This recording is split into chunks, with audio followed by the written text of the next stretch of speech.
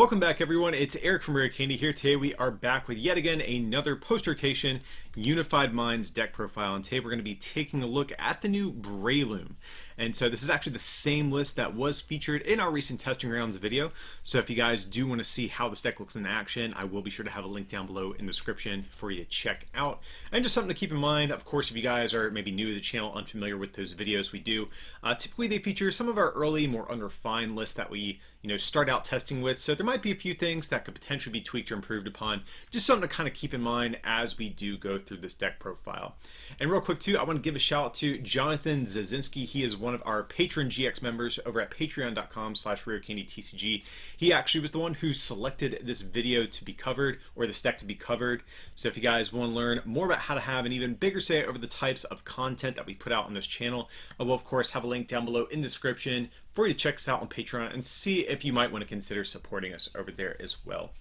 But anyways, getting back to the deck profile at hand, this is going to be the new Breloom and Amoongus from Unified Minds that we have here.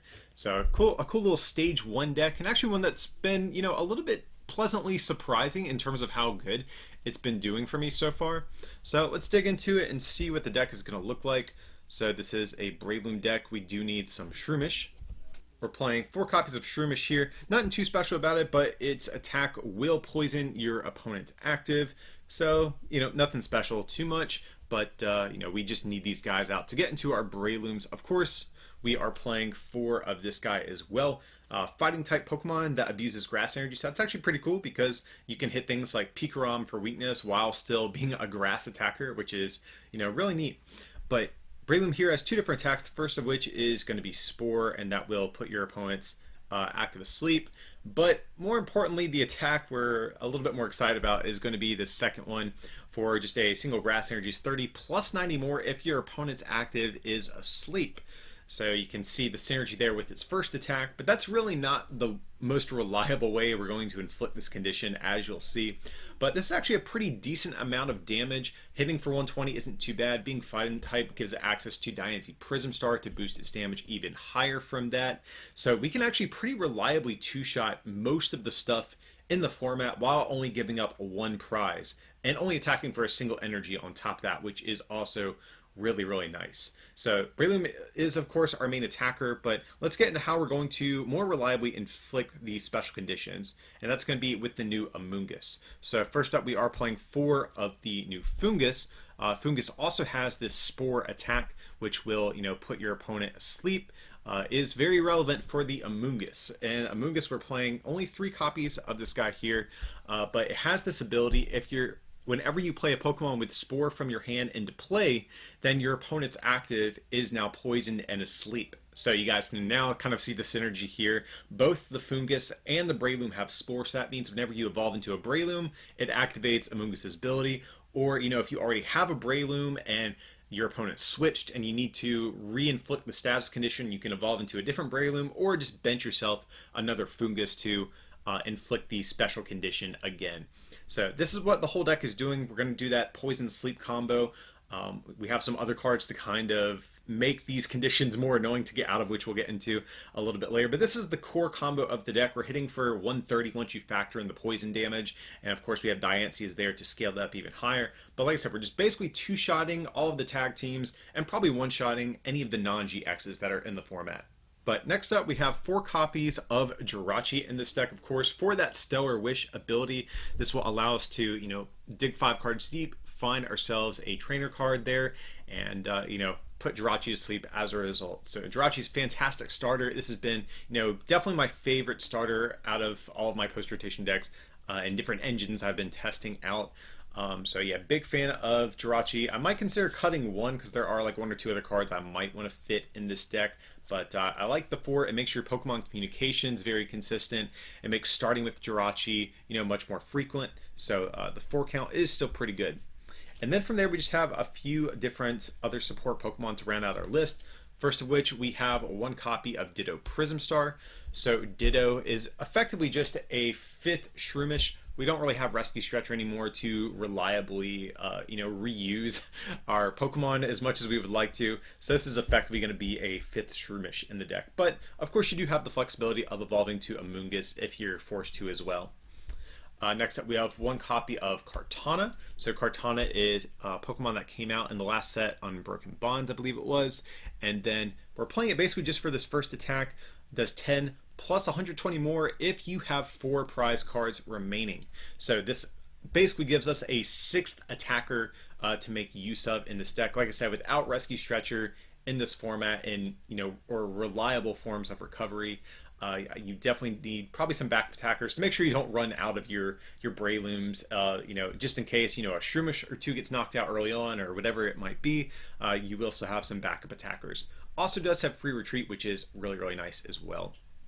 And then from there, to round out the list, we have one copy of Diancie Prism Star. So Diancie, of course, will allow us to increase our Breloom's attacks. One of the big perks about being a fighting type instead of a grass type, you can abuse some of these fighting modifiers that exist, which is really cool. So that's going to be the Pokemon line, guys. I will briefly point out there is a Mareep version of this deck I think you could try out as well. I wanted to try out the Amoongus first just because it's a little bit newer, and I think some people might be excited to see that. But I do think there is a world where the Mareep version is also good. So I just want to throw that out in case anyone wants to play around with that version as well. But going into our trainer cards, we have 4 copies of Lily and 4 copies of Cynthia, probably the best draw supporters that we have right now in the current format.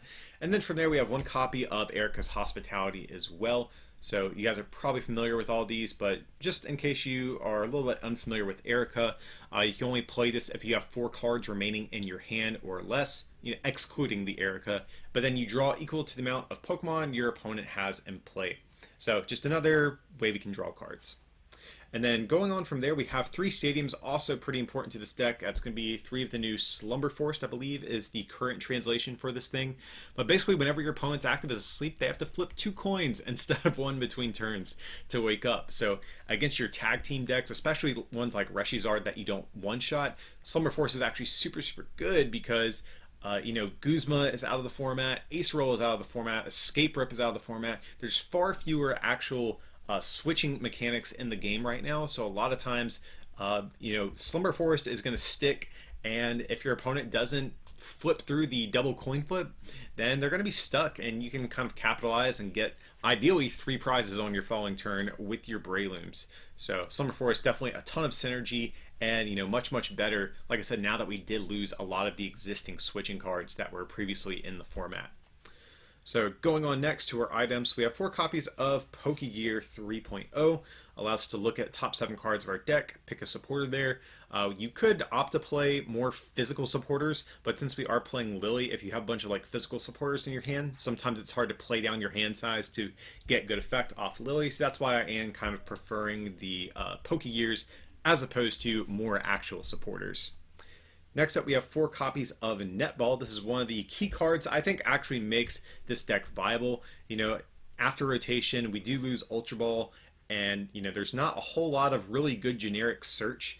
And so decks that do have their own designated search, like Netball, Mysterious Treasure, etc., definitely are going to be in, just naturally in a little bit of a better spot than some of the other types that are out there. So, of course, with Netball, we can search our deck for a basic grass Pokemon, like our Shroomishes, Kartana, Fungus, or we can get a basic grass energy, which, of course, can power up our Brelooms. Next up from there, we have 4 copies of Pokemon Communication as well. The best, probably generic search card we have right now. Allows us to put a card from our hand back into our deck and search our deck for any card, or not any card, but any Pokemon that we choose to. So, of course, this is going to be good at finding our Brelooms, our Jirachis, Diancie, Ditto Prism Star. Next up, we have 2 copies of Skateboard. So, of course, this is going to give us free retreat on our Jirachis, most notably. But then we also do play 2 copies of Switch as well. So, just to give us some options to do double Jirachi plays in a given turn, or if we're unfortunate enough to start with our Diancie Prism Star, Switch is going to be a more effective way at moving that out of the active than something like a Skateboard would be. Then from there, we also have 1 copy of Lure Ball. So, like I said, Rescue Stretcher is gone, so we are forced to use some kind of suboptimal recovery cards in this new format, and Lure Ball is definitely going to be one of those. But you flip 3 coins for each head, put an evolution from your discard back into your hand. So since we do run the Force Shroomish and the Ditto, this effectively becomes our 5th Breloom.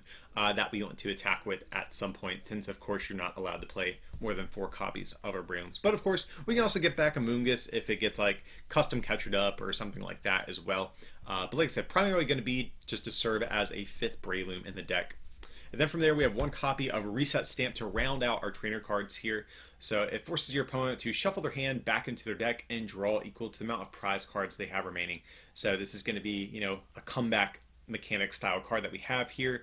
You know, once our opponent gets down to like 1 or 2 prizes, we can hit them with this, and hopefully between that and all of our annoying status conditions, we can hopefully kind of sweep the game from there, ideally. So that's going to be all of our trainer cards, guys. Going on to our energy, we don't have too many here, but we have 2, 4, 6, 8 copies of Grass Energy in total in this deck. It's not too many, like I said, but luckily our Brelooms only attack for a single energy at a time, and we have our net balls, so we can pretty reliably find these whenever we choose to.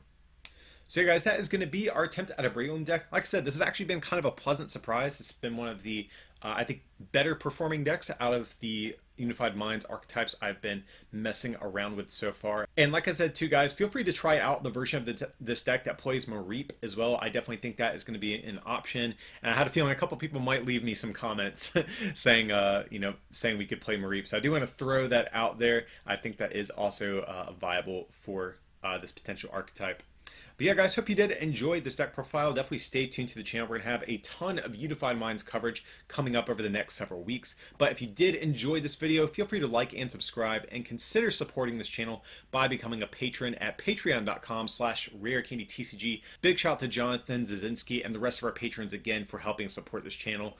Or if you could pick up some merch from our online store, rarecandytcg.com, like the playmat you saw in this video, that would also be greatly appreciated. But as always, thanks for watching, and we'll see you next time.